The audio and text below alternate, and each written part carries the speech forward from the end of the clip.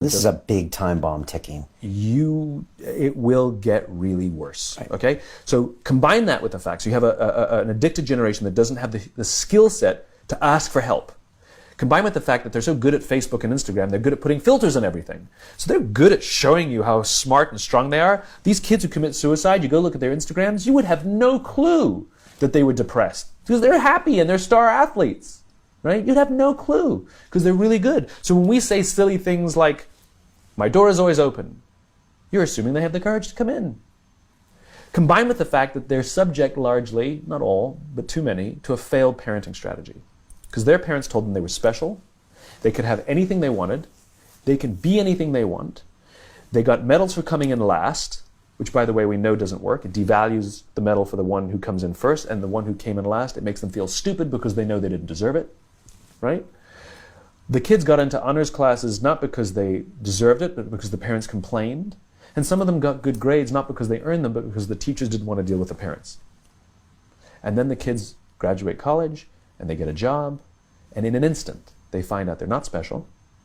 They don't get anything for coming in last. Their parents can't get them a promotion, and you can't have whatever you want just because you want it. And in an instant, their entire self-image is shattered. Combined with the fact there's an institutionalized impatience. So they've grown up in a world of instant gratification. You want to buy something? You go on Amazon, it shows up the next day. You want to get in touch with someone? You don't leave a message on their machine and wait 4 hours for them to get the message. You just text them and they get back to you immediately. You want to watch a movie? You just log on and watch it. You don't have to check movie times. I keep meeting these fantastic, smart, driven, ambitious, idealistic, fantastic kids who graduated school, they got a job, they want to make an impact in the world, and I go up to them and say, how's it going? And they say, I think I'm going to quit. I'm like, why? They're like, I'm not making an impact. I'm like, you've been here 8 months. And it's as if they see the summit of a mountain. It's as if they're standing at the foot of a mountain and they can see the summit. They can see the thing they want. I want to make an impact. What they don't see is the mountain. This large, immovable object. You can go up fast, you can go up slow, I don't care. But there's still a mountain. What they don't understand is that life, that relationships, and career fulfillment are a journey. Mm-hmm. There's no app for that. I got nothing. You gotta go through the slow, plodding, annoying, meandering process called career and life. But if they don't get it in 8 months, they go look for it somewhere else. They don't get it, they go look for it somewhere. It's impatience.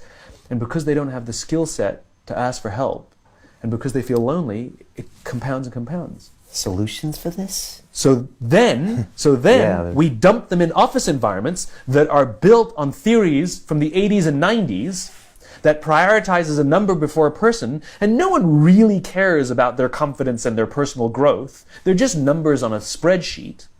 And so they enter work cultures that don't help them. And the problem is they're entering the workforce at a deficit. I hear from kids. They tell me that they struggle to form deep, meaningful relationships, and the companies don't care. And so it's destructive to them as individuals, but ultimately it'll hurt the companies because more and more millennials are entering the workforce. I believe, to your point about solution, that now the responsibility on companies is even greater than it's ever been before, right, to take care of its people. Because if the environments in which we're asking our youngest workers to work in isn't built to help them, I can't even imagine what the suicide and homicide and just the rates of depression, and accidental deaths due to overdose are going to look like in the future.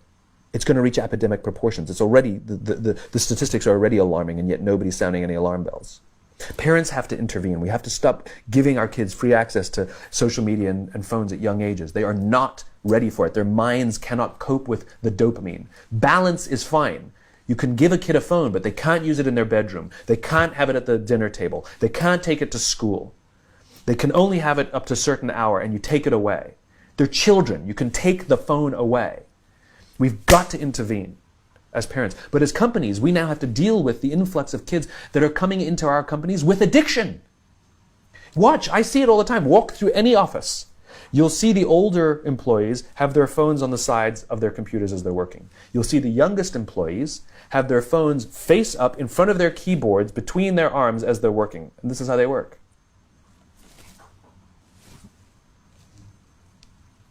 And the science is alarming. They did experiments on mice where they did the multitasking. They put flashing lights to mimic going from the computer to the cell phone, the computer to the cell phone to the TV. The mice that were exposed to the changing lights, it took them 3 times longer to solve a maze than the mice that weren't, and the damage was permanent. It didn't improve when they stopped the lights.